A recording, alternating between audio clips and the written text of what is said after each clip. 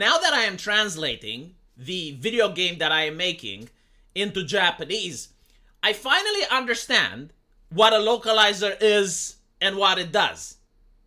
Because before I thought it's the same like a translator, but no. It's completely different. For instance, if I were to translate from Romanian into English the expression, this morning I have ate roasted bread, it doesn't sound very good. Like most English people are going to go, what the fuck? So this is where you hire a localizer and he's going to say, this morning I have ate toast.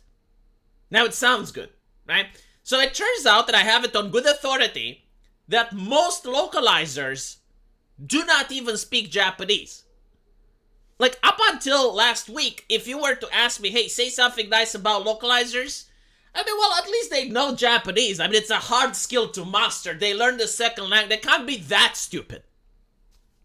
But it turns out, no, they don't speak Japanese. Like, usually what happens at most of these studios is that you have a Japanese person that speaks English as a second language, so they are translating the text, and then you have like this person that grew up in the dangerous realms of Tumblr, who is a slave, it's like a butt boy to the university professor because they have crippling debt after learning gender master theory. And this blue-haired person who is acting like a messiah on Twitter, who is acting like they're God's gift to anime, with a level of arrogance that's astonishing, with a level of hubris, and the way they show disgust and disdain to the common plebs on Twitter is out of this world. They just look at the text and they try to see if it fits in English or not. And most people do a good job at it. I mean, you don't hear a controversy about this in France. You don't hear a controversy about this in Spain. There's no controversy in America because we also translate anime. We also translate video games, and there is no controversy about it. The only place where there is controversy is in the United States.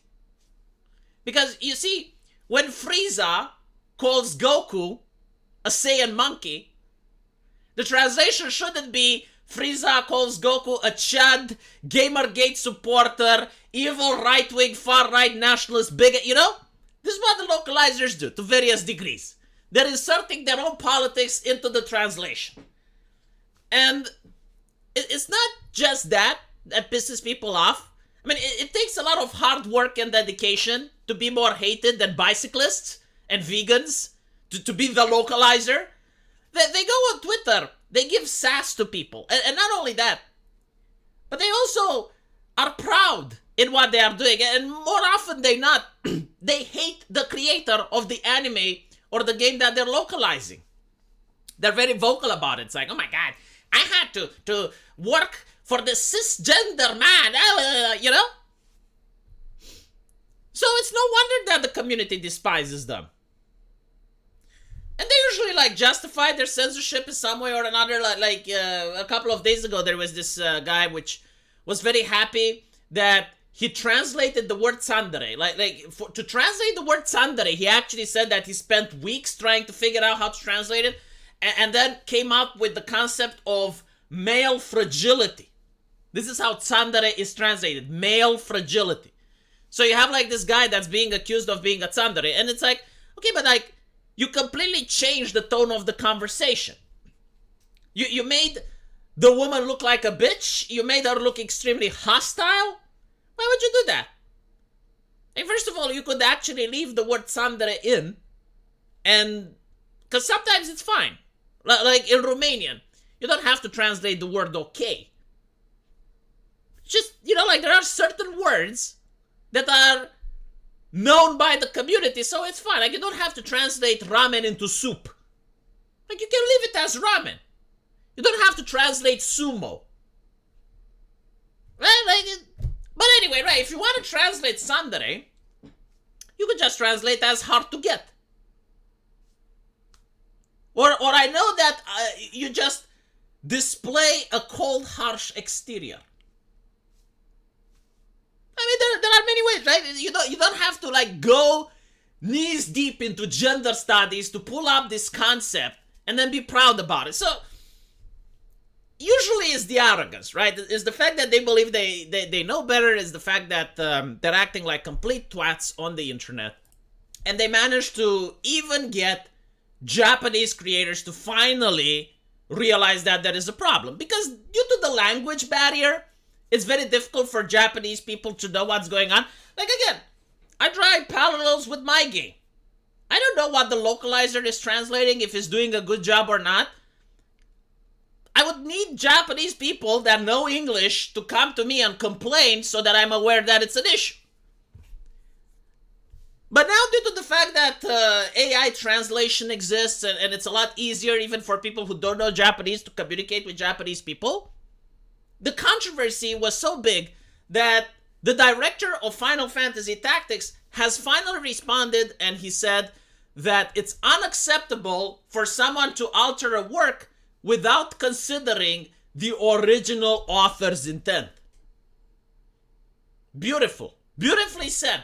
I would ask, like, how would you feel if they did consider the original author's intent and they think that the original author is a piece of shit?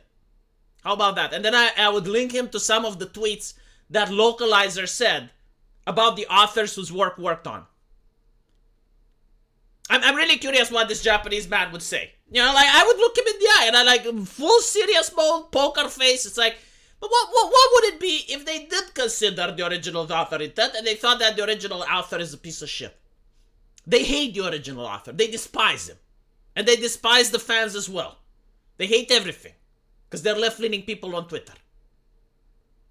Anyway, right, so after Unicorn's Overlord, English translation came under fire for being more flowery than its original Japanese release, Final Fantasy Tactics director stepped in to offer a stern but sympathetic take on the abysmal and disrespectful state of the Western localization industry.